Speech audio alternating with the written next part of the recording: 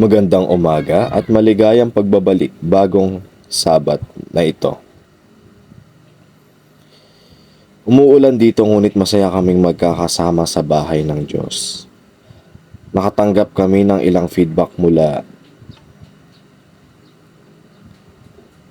sa nanonood ng mga video na ito at ito ay inirekomenda na kami ay gumawa ng kaunting panalangin muna.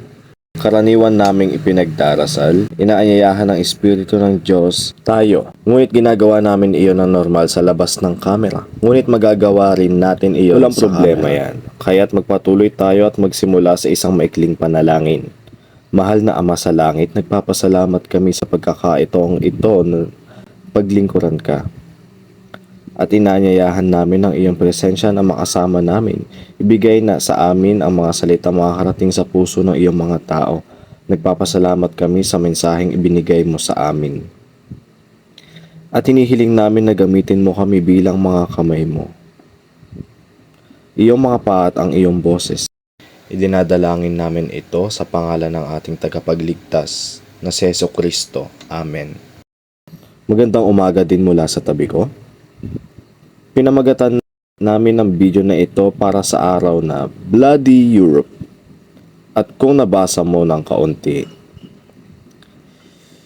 sa mga talata tungkol sa mga salot, sa Apocalypse 16, baka alam mo kung bakit namin pinamagatang ganyan ang video na ito. Dahil gusto naming makita ngayon, lalo na ang pangalawa at pangatlong salot. Ngayon ay isang maliit na paalala tungkol sa huli. 3 video ang ginawa namin.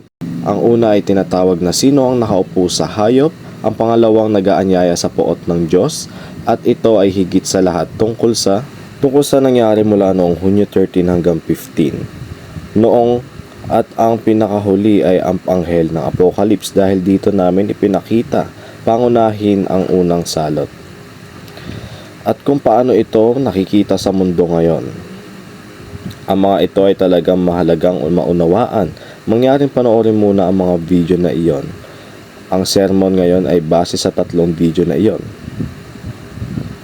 Tama, ang bawat isa ay bumubuo sa susunod at kaya ito ay isang seryo kung gagawin mo. Paalala lang noong Hunyo 13. Inilabas ng Papa ang gumaganang dokumentong ito na may pamagat. Ang obispo ng Roma, ang kanyang layunin ay pag-isahin ang silangang simbahan. Ang simbahang Ortodokso kasama ang natitirang simbahan, ang simbahang Romano Katoliko, gusto niyang gawing buo at kumpleto ang ecumenical church. Sa gayon ay gumagaling ang reliyosong sugat ay nabawi niya.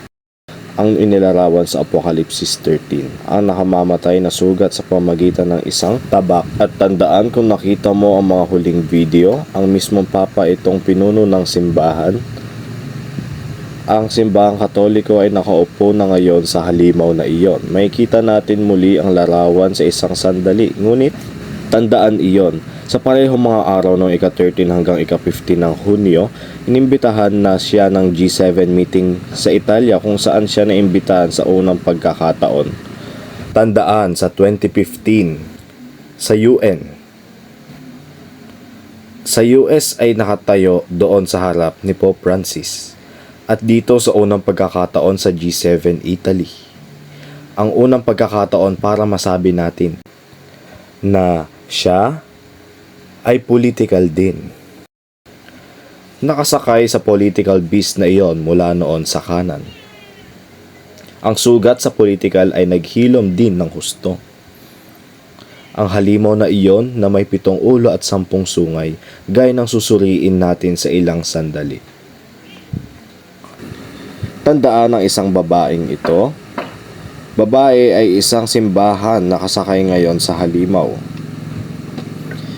Ang halimaw ay ang UN. Tama ang halimaw na ito. Noong 2015 kung nasaan siya. Nakatayo sa harap ng UN at ngayon ay nakaupo na siya. Ang Papa ang nakaupo bilang pinuno ng babae. Ang simbahan ay tinatawag na nakalulungkot. Ngunit ito ang salita ng Diyos, inang patutot. At ang mother harlot ay may anak na babae na patutot, na seryoso at malakas, na wika mula sa Panginoon. Ngunit ito ay totoo, kaya at pagkatapos ay mayroon 10 sungay, ito ay sa 10 pulong na iyon kung saan siya nakatayo sa harap nila sa Italy. Ang mga ito ay mula sa Middle Ages. Ang mga bansa sa Europa ay bumagsak at 10 tribo ang naitatag. Ay kinakatawan din sa 10 daliri ng paa ni Daniels. Oo, ang 7 ay ang G7. Hunyo 13 hanggang Hunyo 15 na pinanindigan ng Papa, at ang 10 sungay na iyon ay nasa parehong pulong. Kinakatawan ni Pangulong Ursula von der Leyen. Palagi siyang nandoon na kumakatawan sa Europa. Kumakatawan sa European Union. Meron tayong 10 sungay kasama ang 7 pinuno ng pinakamalaking pandaigdigang kapangyarihan. Tama, at isa sa G7 ay ang US. Huwag isipin na wala ito. Hindi. Ito ay bahagi ng G7, ngunit ito ay isang paalala na sasakupan na iyon sa huling video. Oo. Kaya pinaliwanag namin noong nakaraang pagkakataon ang ilang mga espesyal na anghel sa huling video, at ito ay Apokalipsis 17, isang espesyal na anghel. Pagkatapos ay 2 tinig o anghel ang maririnig sa Apokalipsis 18 at isa pang anghel sa Apokalipsis 21. Para lang sa konteksto, ang pahayag 16 ay kung saan ibinigay ang mga salot. At Apokalipsis 17, ang anghel na iyon na isa sa mga nagbubuhos na mga salot, at sinabi niyang ipapakita ko sa iyo ang paghatol sa patutot. At pagkatapos ay ang parehong anghel ay bumalik sa 21. Sa huling video, binanggit namin ang ilang misteryo tungkol sa mga anghel na iyon, at ito ay kailangang inihayag o natuklasan at sinimulan namin iyon. Ngunit ginawa namin iyon ngayon sa anyo ng isang timetable din, at nasabi namin nagkaroon kami ng konting pagbabago dito. Sa ika-6 at ika-7 salot, kung sino ang mga gumaganap, dahil maraming talata sa Biblia na kailangan ding isaalang-alang. At nakakuha kami ng bagong liwanag noong nakaraang linggo. Hindi sa oras, ngunit kung sino ang gumaganap.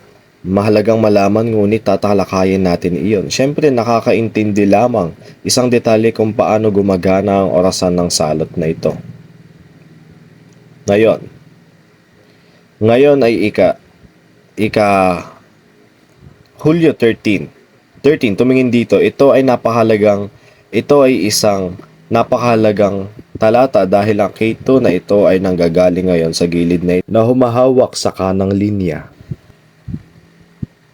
Linya dito mula sa kamay ni Orion. Kaya oras na kung kailan dapat magsimulang tumanggap sa salot o ng salot ang K2 ng galit ng Diyos. Tama? Ito ay malinaw, ngunit dito mayroon tayong K2 ang ika-4 sa salot, tapos lalabas at babalik. Ito ay pinapakita dito, K2 ay bumalik, halatang pang-6 na salot, at babalik sa kamay ng Orion. Noong ika-4 ng Hunyo 2025, kapag inaasahan natin na talagang darating si Jesus at kukunin ang kanyang mga tao, kaya tandaan mo iyan. Dahil ito ang timetable na ating babantayan at obserbahan ngayon. Ngayon, ito ang anghel na tumatawag sa mga tao. Nabanggit na ito sa huling video. Ngunit nais din nating makita ito sa napapanahong paraan, kung ito ay gumagana. Kaya may tinig mula sa langit. At narinig ko ang ibang tinig na mula sa langit na nagsasabi, "Mangagsilabas kayo sa kanya, bayan ko, upang huwag kayong mga ramay sa kanyang mga kasalanan, at huwag kayong magsitanggap ng kanyang mga salot, sapagkat ang kanyang mga kasalanan ay umaabot hanggang sa langit, at naalala ng Diyos ang kanyang mga katampalasanan." Ang anghel na ito ay dapat nasa Apokalipsis 17 verse 1, at ang isa pa sa Apokalipsis 21. 9, meron na kami niyan. Nasa isip mo yan. Ngayon, kailan ito? May isang time frame lang dahil pumapasok ito. Lumalabas si Keito at babalik sa ika-30 ng Oktubre. Kaya ito, narito ang unang pagkakataon na magbigkas ng espesyal na anghel na ito. Ang kanyang tinig at ibigay ang babalang ito na tuluyang umalis sa Babylonia. At doon niya isinaaktibo ang konstelasyon ng Orion. Yan ang bagong boses kaya kailangan nitong tumawid sa hangganang iyon ng kamay ni Orion sa kanan.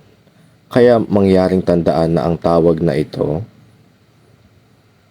na bago ang tawag na ito ay hayaan mo akong sabihin ito, naroon ang ika-4 at ika-5 salot.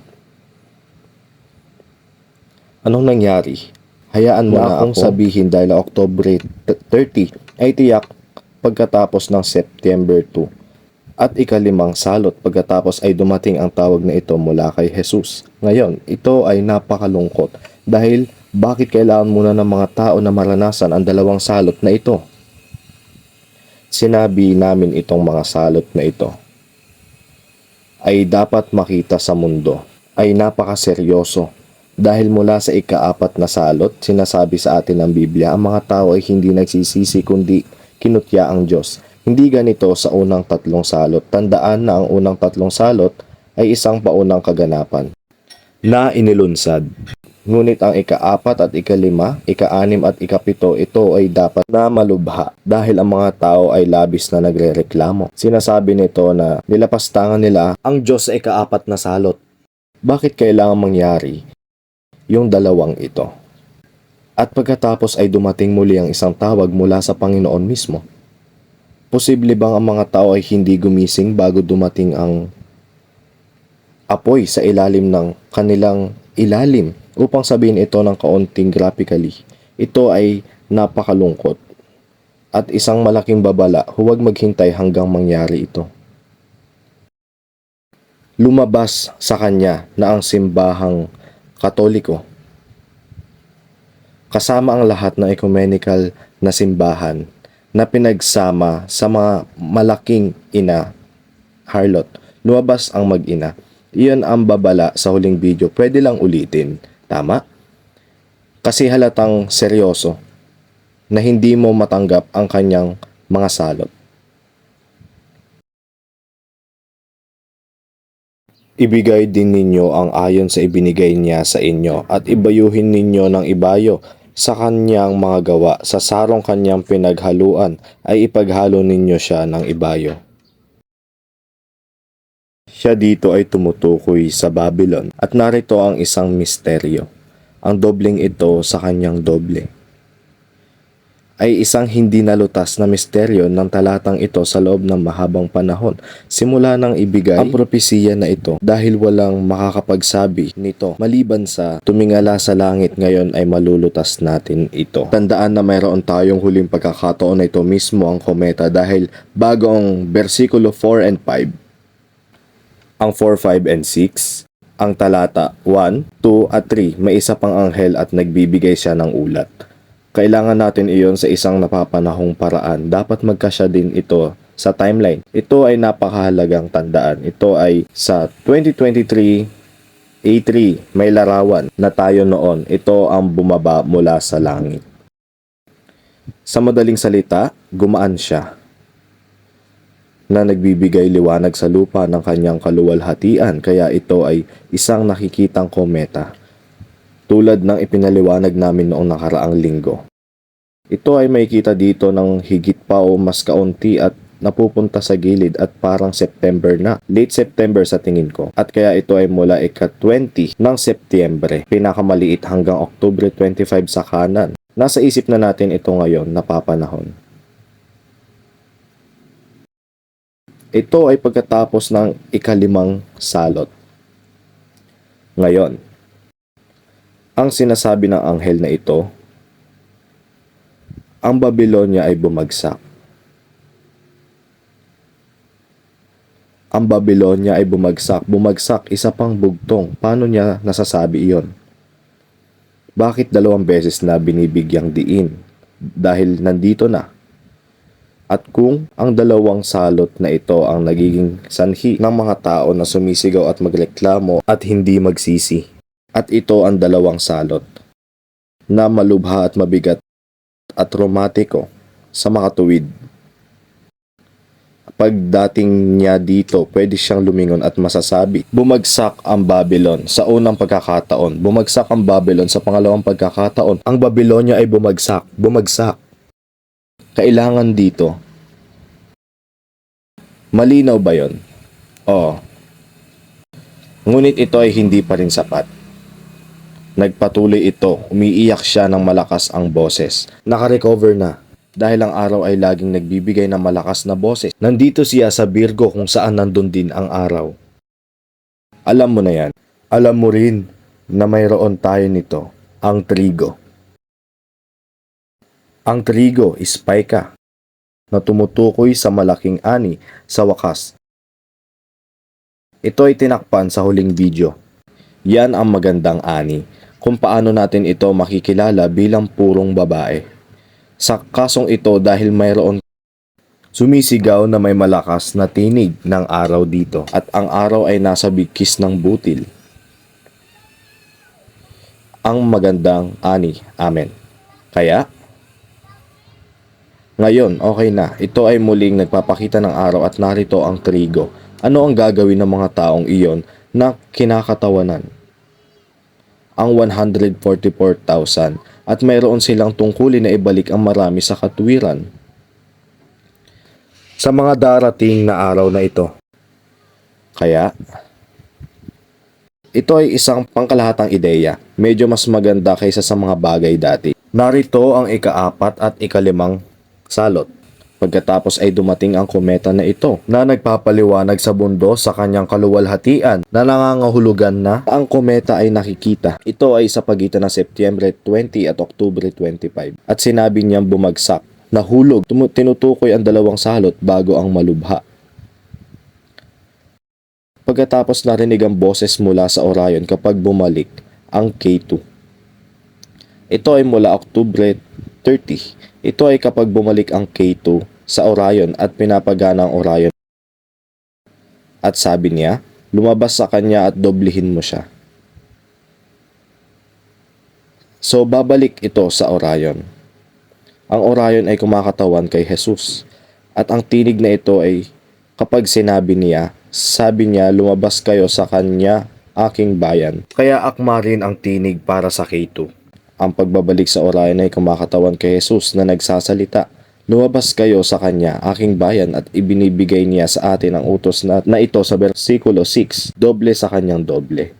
At paano niya sasabihin iyon na dapat nandito kasi doble? Nakuha na nila. Ngunit ang ibig sabihin ng doble at marinig ang doble, pagkatapos dapat dumating sa ika-6 at ika-7 na salot. Kaya sa una may isang doble. Kung tama ka, ang ika-4 at ang ika-5 magkasama ay ang doble.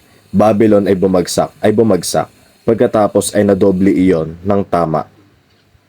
At ito ay ayon sa Griego sa parehong paraan. Doble sa kanyang doble. Iyan ay kung paano ito nakasulat sa orihinal na wika at walang makapagpapaliwanag nito sa mundo maliban kung tumingala ka sa langit. Isang ideya kung saan titingin at kung kailan titingin. Okay, kaya ito ay mas kaunting follow-up ng huling video. Tama. Upang maunawaan iyon ng tama sa paraan ng timeline, din at ngayon ang mga misteryong ito tulad ng nahulog ay bumagsak. Ngunit nangangahulugan na at doble rin sa kanya ipinapaliwanag din. At dahil dito maaari mong purihin ang Panginoon dahil kung hindi ito ay mananatiling isang misteryo. Kaya ngayon gusto naming tingnan ang pangalawang salot. At ibinuhos ng ikalawa ang kanyang mangkok sa dagat at naging dugo na gaya ng isang patay. At bawat kaluluwang may buhay sa mga tuwid ay ang nangasa dagat ay namatay. Napakaseryosong salita mula sa Panginoon. Ngayon, kapag tinitingnan namin ang teksto, makikita natin na ibuhos ito sa dagat. ay ang unang bagay kung saan kailangan nating tumingin. Ngayon, tignan mo ang larawang ito. Dapat pamilyar tayo sa temang iyon. Ang dagat ay kumakatawan sa Europa.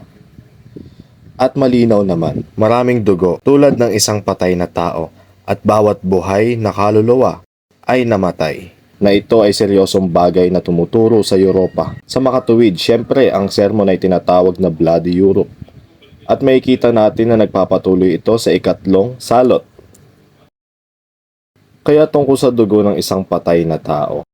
Ito ay isang paksa na aming tatalakayin ng detalyado sa susunod na pagkakataon dahil malaki ang epekto nito. At may dalawang paraan para mas makita ito. Isang pampulitikang paraan at higit pa sa isang reliyosong paraan at makikita mo kung paano pinagmamasdan ng Panginoon ang buong lupa. Madalas nating tinitignan ang mas maliliit na detalye. Ngunit ang Panginoon ay tumitingin mula sa malayo. Kung maaari kong sabihin na ito ng ganoon at palagi siyang tumitingin ng mas malaking larawan at ito ang ating sasakupin. Ito ay hindi isang bagay para sa isang minuto ngayon. Gusto naming gawin o ihanda ang mga pangunahing kaalaman. At sa susunod na gusto naming ipaliwanag ang higit pa sa mas malawak na paraan. Ngunit tandaan mo iyon, ito ay isang napakaseryosong pangungusap o bahagi ng talatang ito. At kung ano ang gagawin natin ngayon ay kung ano ang isang buhay na kaluluwa. Dahil ang bawat buhay na kaluluwa ay namatay. Kaya napakahalaga na malaman sino iyon at paano tinutukoy ng Biblia ang isang buhay na kaluluwa. Napakahalaga nito. At ito ay nagmula sa Genesis Kabanata 2.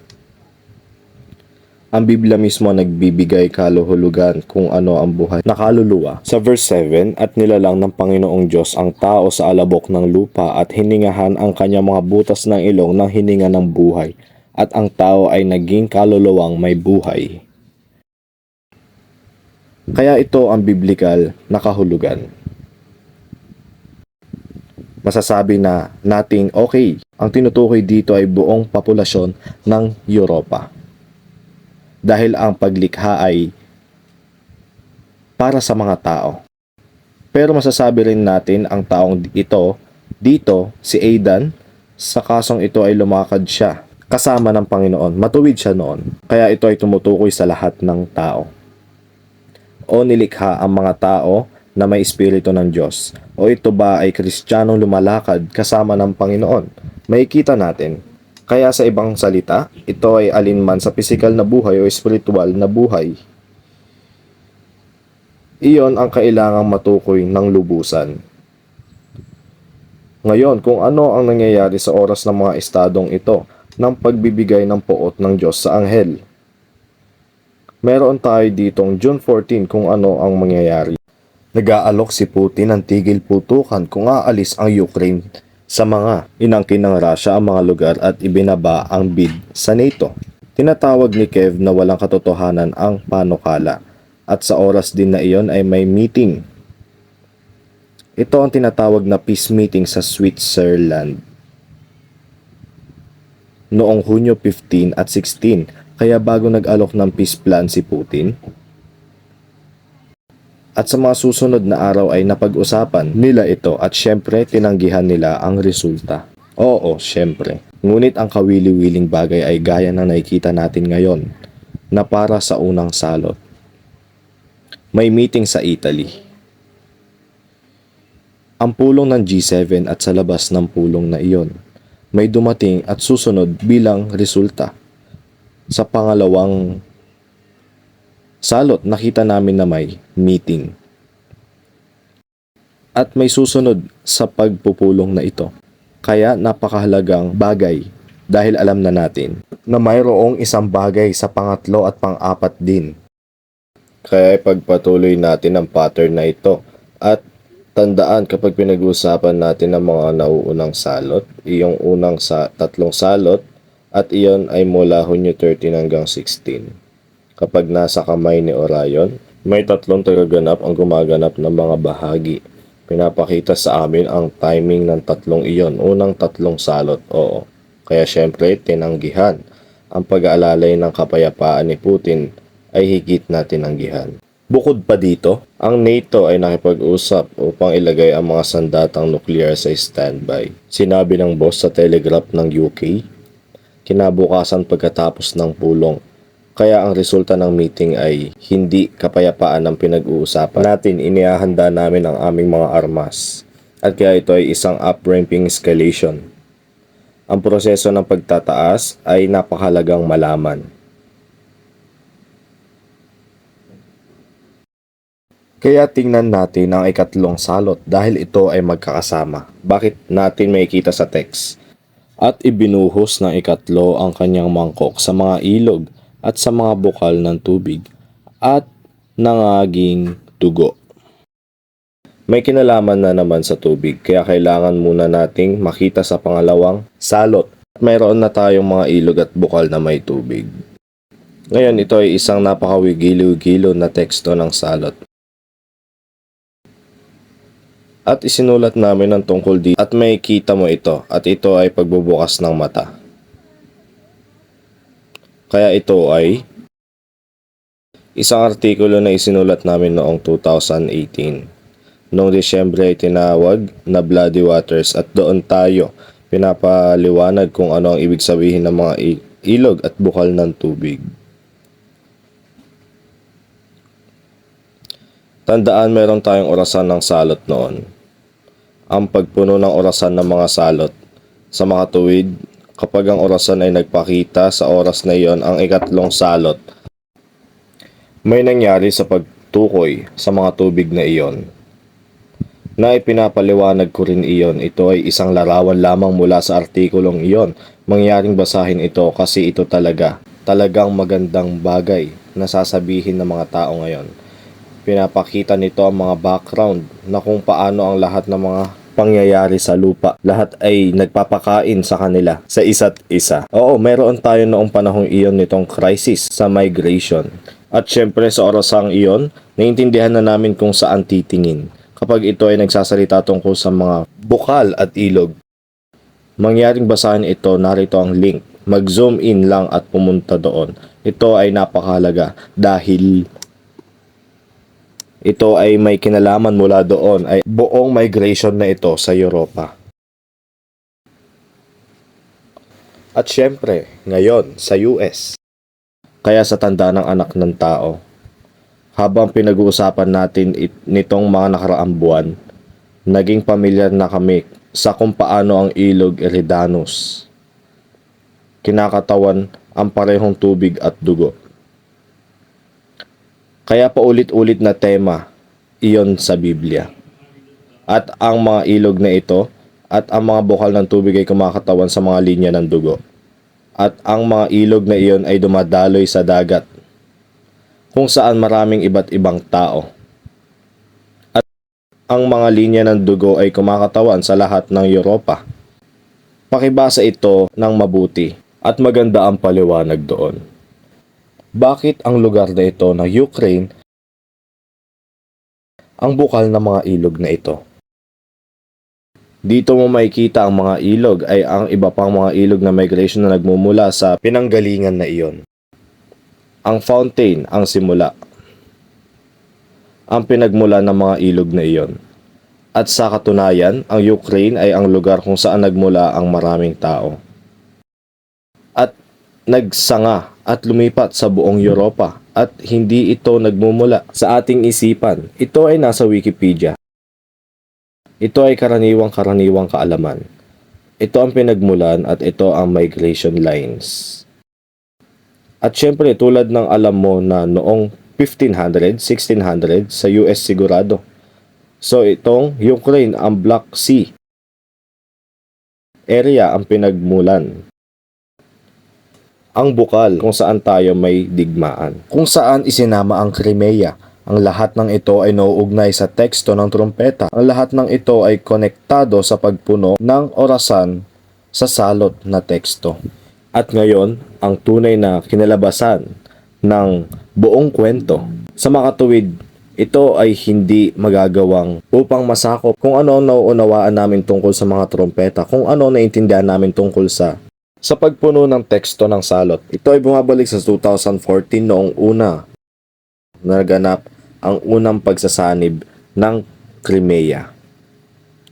Ayon sa oras ng orasan ng trompeta, gaya ng una naming naintindihan. Ngunit kung nakikita mo ang larawang ito, dapat maintindihan mo talaga kung bakit sa pangalawa at pangatlong teksto ng salot. Ito ay nagsasalita tungkol sa mga bukal at ilog ng tubig at ang dagat mismo bilang Europa, at alam mo na talagang mga kaganapan sa mundo. Talagang tinuturo ang mismong lokasyon na iyon. Dapat sapat na iyon para malaman mo na ang teksto ay kailangang bigyang kahulugan sa ganitong paraan. Ngayon, kung ano ang mangyayari sa panahong ito ng ikatlong salot, dahil ito ay magkakasama. Pinangalanan ko ito ay June 13, 14, 15, 16, 17, 18, 19. Ito ay isang linya lamang na mga pangyayari. Kasunod nitong Swiss meeting tungkol sa kapayapaan na tinanggihan. Kaya narito ang pinag-uusapan tungkol sa Russia. Dumating si Putin sa Hilagang Korea para sa isang bihirang paglalakbay habang lumalalim ang pagkakahanay laban sa kanluran para lang mapaikli kung ano ang pakay niya. Siyempre kailangan niya ng bala para sa digmaang Ukraine, kaya itong paglalakbay ay konektado sa pangatlong salot. Dahil tandaan na ang kanyang panukalang pangkapayapaan ay hindi pinayagan. Siyempre sa Switzerland, ang NATO ay umaakyat at nag-armas ng kanilang mga armas. Si Putin, siyempre, ay kailangan mag-react din at ginagawa niya ito. Ito ay isa lamang pagkatapos ng isa pang hakbang ng isang pulong. Isa-isip tulad ng sa unang salot sa pagpupulong at pagkatapos ay may kasunod. Ang Papa ay nakaupo ngayon sa halimaw. Ang amoy ng karumihan ay nasa hayop na ngayon. At ginagawang marumi ang buong halimaw. Pagsubaybay, susunod na bagay. Kapansin-pansin, itinampok din ni Kim Jong-un sa ikot ng trumpeta. Pati na rin, pumirma ng kasunduan sina Putin at Kim, nangako ng suporta sa isa't isa laban sa pagsalakay. Kaya ramping up lang sila ngayon magkasama. Tinawag niya ang kanyang mga kaalyado na pumunta sa digmaan sa Ukraine. Sige, ito ay susunod lamang para sa ang susunod na pagbisita sa susunod na araw pagkatapos ni Putin dumating sa Vietnam. Habang ang Russia ay naghahanap ng suporta sa harap ng Western isolation. Kaya, nagpunta sa mga bansang mga panglakaibigan sa kanya at muling humihingi ng suporta. Ito ay tungkol sa mga armas, paggawa ng pakikipagkaibigang relasyon tumakbo sa isa't isa. Ano ang susunod? At si Putin at Xi ay pinuri. Pinuri ang pakikipagtulungan ng Russia sa SCO. Ano ba itong meeting? May kita natin agad yan, ang pagpupulong na lahat ng pakikipagkaibigang bansa ng Russia ay medyo bago, ngunit ito ay bahagi nito. Bakit ko nilagay dito? Dahil ito ang anti-travel list ni Putin ngayong taon. Normally, kung pupuntahan sa Wikipedia, meron siyang mahabang listahan. Sa taong ito, hindi bakit dahil sa parusa, may travel ban at ang pag-aresto, warrant of arrest. Kaya pumunta siya ng Hilagang Korea hanggang Vietnam at kaulunan sa SCO summit na ito, na kung saan ay ang mga bansang palakaibigan sa silangan ng Russia, kaya tinitipon niya ang kanyang mga tao habang ang kanluran nagtitipon din ang kanilang mga tao. Nagsimula ito sa Switzerland. At doon, ang nakita namin ay ang pagsunod, ang resulta ng pagpupulong na iyon. At sa mga susunod, syempre, kasi makikita natin na ang lugar na ito sa Ukraine ay nagiging madugo. Syempre, alam natin yung dugo. Syempre, pwedeng literal na dugo na laging nauugnay sa digmaan. At hindi ito tumitigil. Palala ng palala. Ano ang naging resulta makalipas ang ilang araw? Ang mga Crimean Sunbather ay tinamaan ng nakamamatay na shrapnel shower mula sa Ukrainian missile.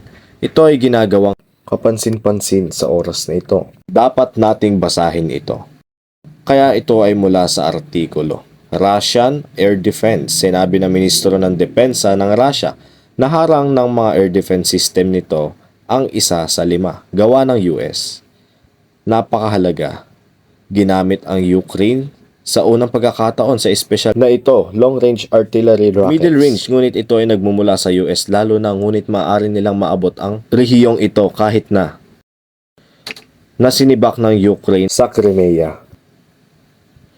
Sinisisi nila ang US sa pag-atake. At sinasabi na ang intercepted missile ay armado ng isang cluster munition warhead na sumabog sa dalampasigan. Kaya shrapnel. Kaya sapat na ang nangyayari sa maraming tao ang kailangang nasugatan. Ang ilan ay namatay sa lugar ng Ukraine, Sebastopol, Black Sea. Ito ay syempre ang resulta ng reaksyon ng mga Russia. Nangangako sila ng paghihiganti laban sa US para sa welga ng Ukraine sa Crimea. Ang pangunahing punto ay ang sinasabi ng Russian ngayon na ang US ay naging isang partido ng tunggalian. Kaya hindi lang tagapaghatid at taga-suporta na nagbibigay ng pera. At ngayon, sila ay binibilang na direktang kasangkot sa digmaan. Nakikita mo ba kung paano ito umaakyat? Ngayon, ang text ay nagpapatuloy. At narinig ko ang anghel ng tubig na nagsasabi. Kaya nasa teksto pa rin ito ng pangatlong salot. Matuwid ka na ngayon at ng nakaraan o banal, sapagkat humatol ka na gayon. Okay, kailangan natin ang anghel ng tubig. Siyempre, sino ang matagal na natin pinag-uusapan tungkol sa anghel na ito? Ito ay K2 at may kita natin sa huli sa isang larawan, ngunit tandaan mo ang anghel ng tubig. Tubig, ibig sabihin ay MU. At ang ibig sabihin nito ay tubig ng eksakto. Kaya ito ang sinaunang kasabihan, ngunit kailangan nating makita ang tekstong ito na inilalarawan rin sa langit. Sapagkat ibinuhos nila ang dugo ng mga banal at ng mga propeta, at pinainom mo sila ng dugo. Ito'y karapat-dapat sa kanila. Kaya malalaman natin kung ang sila at pagkatapos at tungkol sa pahingang ito. Masasabi natin ang maraming bagay sa mas maliit na paraan upang tumingin at gayon din na mas malawak na paraan upang tingnan ang talatang ito para lamang banggitin ito kung hahanapin mo kung ano ang mangyayari sa mga ortodoksong Kristiyano at sa mga Kristiyanong Protestante sa rehiyon ng Ukraine. Sa panahon ng digmaang ito, malalaman mo ang mga kakilakilabot na bagay. Malalaman mo ang mga kakilakilabot na bagay at sa makatuwid ay magagamit mo na ang mga talatang ito at ituro ang digmaang ito at mga taong ito dahil maraming dugo ng mga santo at mga propeta doon na pinatay. O nawalan ng tirahan o anuman ang ibig sabihin nito. Nawalan ng tirahan at inuusig ito at lahat ng bagay na iyon. Nakaturo na ito doon pero may malaking larawan din na tatalakayin natin. At sa kanya, sa makatuwid nga, nasumpungan sa kanya ang dugo ng mga propeta at ng mga banal at ng lahat ng mga pinatay sa lupa. Ito ay binanggit sa Apokalipsis 18. Verse 24. Para lang magkaroon ng background, isang background sa Biblia, ano ang ibig sabihin ng dugo ng mga propeta at mga banal? At sino ang tinutukoy nito? Sa pagtukoy sa responsableng partido para sa dugong iyon. Ito ang mga halimbawa na hindi kailanman umalis sa Babylonia at maaaring hindi umalis sa Babylonia. Kaya at huwag kalimutan, nasa Ukraine sila, ang bukal ng tubig na ito. At kung saan nanggagaling ang mga ilog. At ito ay nangyayari. Ang mga ilog ay umaagos sa Europa at kaulanan sa US. May pinanggalingan kung saan nagmumula ang lahat ng mga propeta at mga santo. Kaya para makita ito ay isang maliit na bahagi, ngunit ito ay makita pa sa isang mas malaking konteksto.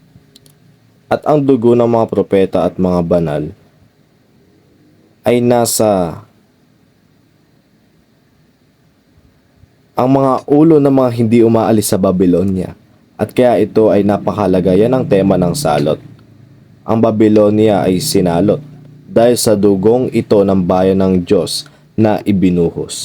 Sa gitna niya kaya ang mga tumatangging umalis sa Babylonia ay katulad ng mga nagpako kay Jesus sa krus at sinabi, mapasa amin at sa aming mga anak ang kanyang dugo. Ito ay tungkol sa pagkakasala kung sinong may kasalanan para doon. Kung aalis ka sa Babylonia, sasabihin mo, tinatanggap ko ang dugo ni Jesus at ito ay hindi bahagi ng aking ginagawa.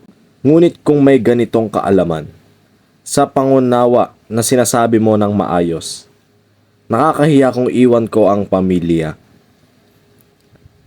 relihiyon sa napakaraming herenasyon. Kung gayon ang dugo ay nasa iyo. Oo, dahil tanggap mo at nasa Babylonia pa rin. At tandaan kung ano ang sinabi namin noong huling ipinapaliwanag mo ito na ikaw ay makibahagi sa kamay at isip. Kahit na hindi mo ginagawa iyon, nakibahagi ka naman. Ito ay napaka-interesante at napakahalagang maunawaan. At ito ay nagpapatuloy ngayon sa ikatlong teksto ng salot. At narinig ko ang dambana na nagsasabi, Oo, o Panginoong Diyos, na makapangyarihan sa lahat, tunay at matuwid ang iyong mga hatol. Ano itong dambana? At bakit ito biglang sumulpot sa ikatlong salot? At narito ang talagang ito. Nakikita mo o makikita mo na ang Diyos ay tumitingin sa isang mas malawak na larawan. Mangyaring tandaan na mayroong paghatol sa mga patay na nagsimula noong 1844. Lalo na noong 1846. Pagkatapos ay tumagal ito ng 168 years. Nakasulat na lahat pero natapos sa 2020 at 2024. Pagkatapos ay nagsimula ang paghatol sa mga buhay, itong dalawang anghel na dito. Ang teksto dito. At ang tekstong ito dito ay nagpapakita lamang ng itsura, may paghatol sa mga patay, may paghatol sa mga buhay. At pagkatapos ay darating ang resulta, ang hatol. Tama, ito ay mas malaki, mas malawak na pananaw mula sa Diyos. At kung ano ang nangyayari sa lahat ng mga oras na iyon, lalo na sa paghatol sa mga buhay. Nagkaroon tayo ng issue sa LGBT noong 2015. Nagsimula ito ng malaki sa US. Pagkatapos sa LGBT at sa vaccination issue, inatake ang pamilya. Lalo na sa panahon ng COVID. At ngayon ito ang resulta. At sinasabi ng mga anghel sa langit, tama ang iyong mga paghatol dahil hindi nagsisisi ang mga tao. At ito ay magsisimula lalo na sa panahon ng ika-4 na salot at ang mga susunod. Kaya nandito na ito ngayon. Ang larawang nakikita mo, naganap din ang ikatlong salot sa langit. Dahil kailangan mo ang nagsasabing matuwid. O Panginoon, kung alin ang pinakasama at magiging dahil mayroon kang simbahang ito. Dahil mayroon kang simbahang ito. Ang anghel ng tubig. At ang isa naman ay nagsabi ng Panginoon, ang Diyos na makapangyarihan sa lahat ay matuwid. Ang iyong mga paghatol.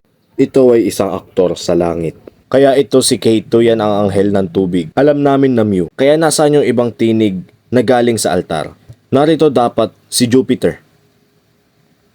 Kahit ang king planet. At narito ang araw na dapat ay narito sa araw dahil ito ang anghel ng ikatlong salot. Kaya narito ang anghel na ito at narito ang unang tinig at narito ang pangalawang tinig at dapat itong nasa Taurus kung saan ang altar. Doon kinakatawan ang makalangit na altar. Sa Taurus meron kang anghel na mula sa altar. Nagsasalita mula sa altar. Nasa iyo ang anghel ng tubig at pati na rin ang araw.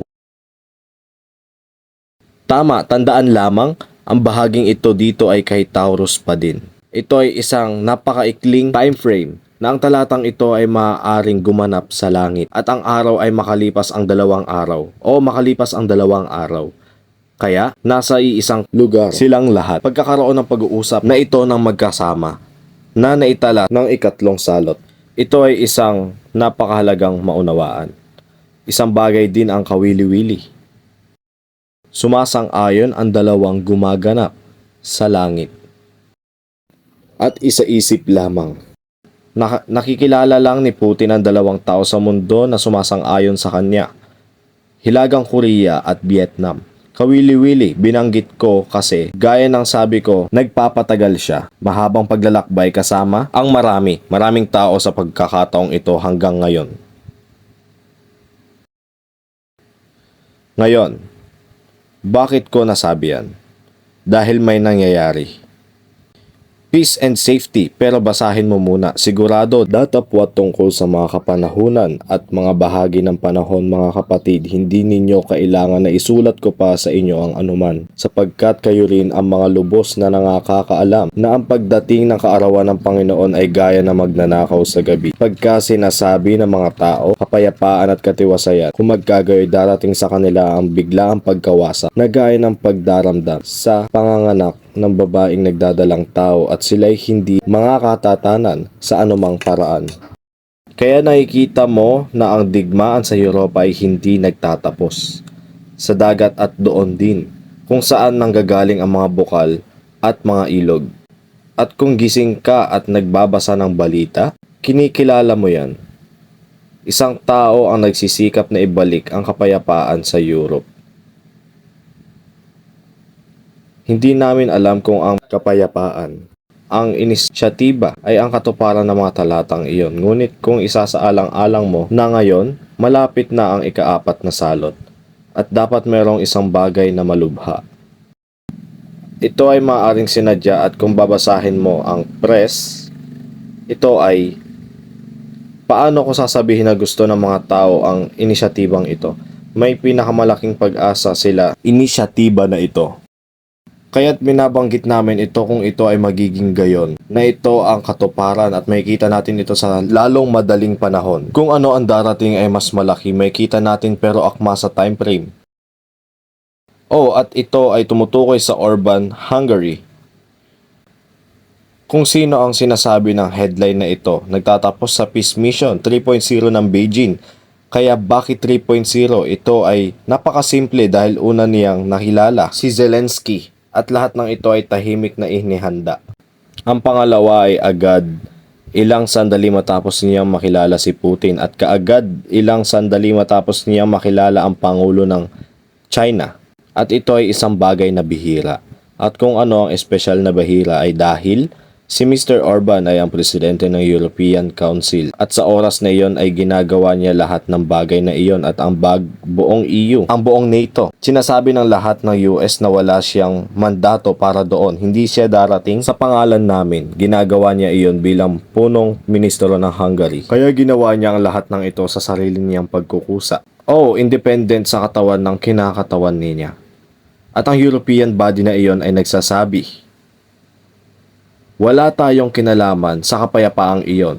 Kaya may kita mo kung paano ito umakyat. Ayaw nila ng kapayapaan pero sinusubukan niya. At gusto ng mga tao ang inisyatiba. Basahin ang press.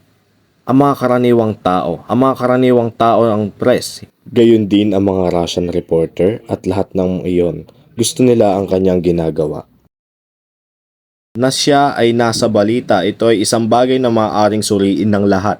Tama, ngunit ito ay hindi sapat kasi kinabukasan lang. Noong Hunyo 11 ay nakilala rin niya si Trump. Si Trump ay marahil ang susunod na Pangulo ng US at iba pa. Iniwan niya kahit ang NATO Summit. Kaya din nitong mga nakaraang araw na makikilala mo siya na mapayapa. Sabi ko wala na sa balita pero sabi ko, syempre nasa balita ito. At maaari itong magkasya ng husto.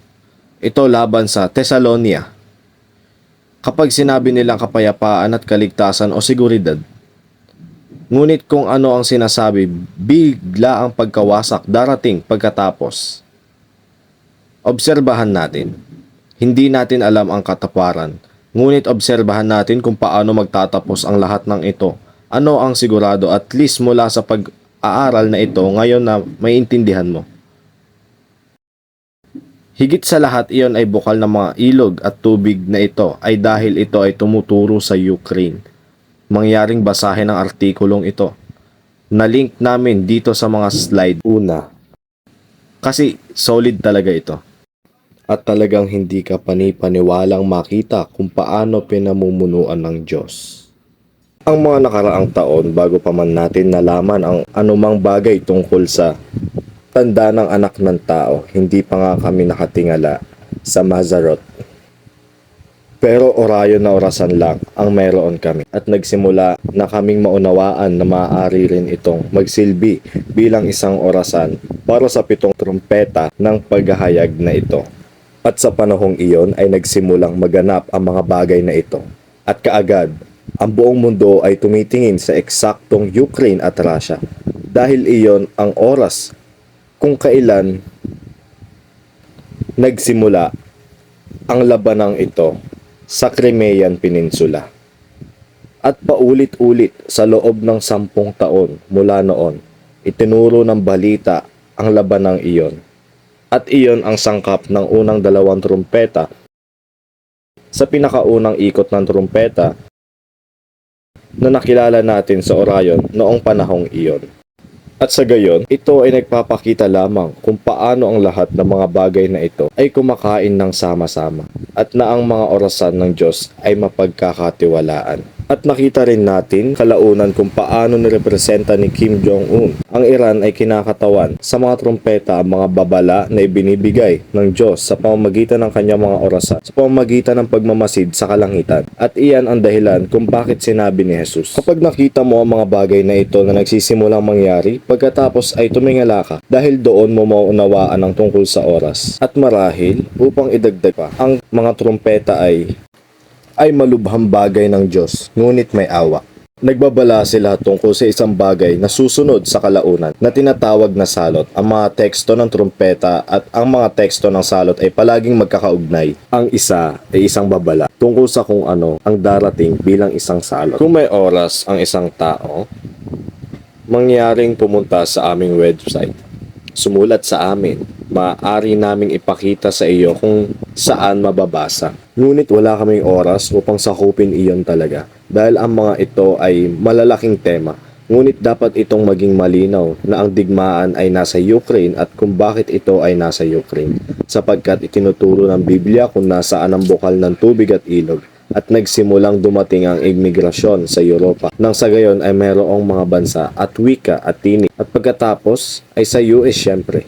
Kaya sa susunod na Sabat, syempre kailangan natin takpan na ika-4 na salot. Makikita natin kung ano ang nakikita na natin. At least para magbigay ng pangkalahatang ideya. Para sa ika-5 at ika-6 na salot, hindi bababa sa upang masakop ang teksto at magbigay ng mga pahiwatig tungkol sa kung ano ang maaaring asahan. Pagkatapos ay titignan natin ang tungkol sa dugong ito ng isang patay na tao.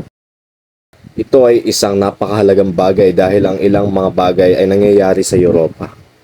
Maaaring alam mo ito dahil nagbabasa ka ng balita, ngunit palaging mahirap ikonekta ang mga bagay na iyon. Pareho tayo ng problema, kailangan din natin ng tulong at ideya mula sa ating kapatid na si John dahil siya ang sugo. At siya nga pala, ito ay isa pang paksang tatalakayin natin dahil ang huling kabanata ng Malakyas ay nagsasabi na kailangan dumating si Elias bago dumating ang araw ng Panginoon. Kaya dapat narito siya. At pagkatapos ay mayroon tayo sa tekstong ito ng salot. Ang ilang mga salita tulad ng Diyos na mga pangyarihan sa lahat, ikaw ay matuwid at makatarungan. At ito ay binanggit din sa ika-7 teksto ng trumpeta. At sa tuwing makikita mo ang katulad na wika na ginagamit sa iba't ibang bahagi ng Biblia, kailangan mong isipin, baka may relasyon.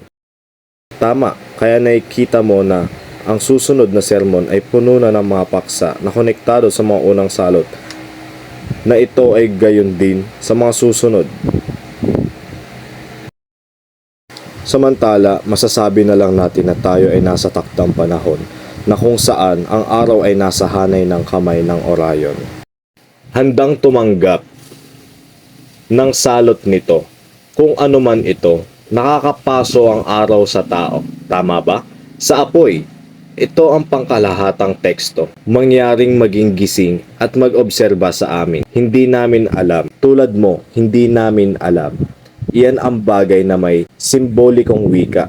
Kailangan mong makita kung ano ang mangyayari at makita kung paano ito magkasya Ano ang kinakatawan ng araw na nagpapaso? Ano ang apoy na kanilang nasusunog? Habang nakikita natin ang mga bagay na naglalahad ayon sa oras, maaari nating simulan ang paghiwa-hiwalayin ang mga piraso ng puzzle. Ibig kong sabihin, ang ilang mga pahiwatig ay maaaring ang araw ay syempre nakatayo una sa lahat para kay Jesus sa langit. Ang araw ng katwiran, ang araw ay kumakatawan din sa Kristyanismo. Ang araw ay maaaring tumayo para sa isang bagay na atomic dahil ang araw ay isang malaking hurno, isang malaking apoy, isang malaking atomic reactor. Maraming bagay para lamang magbigay ng mga pahiwatig. Ngunit obserbahan natin kung ano ang mangyayari. Kaya sa tingin ko, ito ang malaking larawan ng ngayon at ang pangkalahatang ideya para sa susunod na Sabat. At maaari ka lang naming imbitahan na manatili sa amin. Panoorin nyo po yung mga past videos kasi lagi pong basihan yung mga bago. Sa susunod, ang isa ay nagtatayo sa susunod.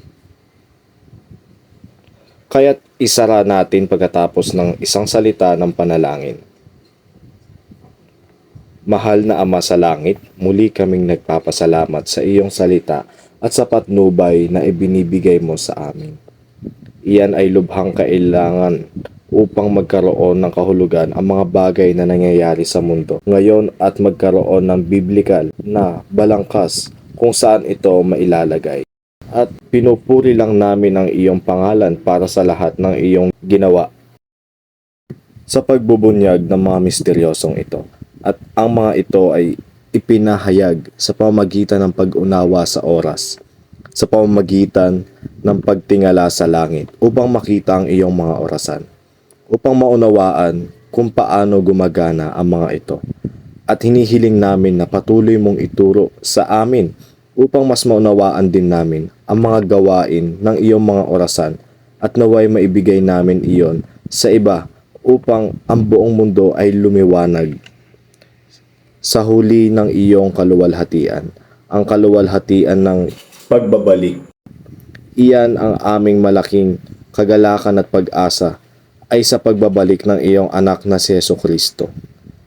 At nagpapasalamat lang kami sa mahalagang regalong iyon. At hinihintay namin ang lahat at ang kagalakang iyon ang nag-uudyok sa amin na pag-aralan ang oras upang malaman kung kailan siya darating. Tulad ng pag-aaral ng mga pantas sa langit at nakita ang bituin na nagtuturo sa pagsilang ni Jesus sa lupa. Kaya hinihiling namin ang iyong proteksyon sa lahat ng iyong mga tao sa buong mundo. Buksan ang kanilang mga mata upang makilala din nila ang mga solemne na panahon kung saan tayo nabubuhay. Upang makita nila ng malinaw kung sino ang Babylon at kung gaano kalayo ang naaabot ng mga galamay na iyon sa buong mundo at upang makalabas sila sa institusyong iyon at sa mga simbahang iyon na konektado sa Kanya. Iyan ang aming dalangin at hangarin namin na ang lahat ng iyong mga tao ay magkaisa sa katotohanan at sa Espiritu.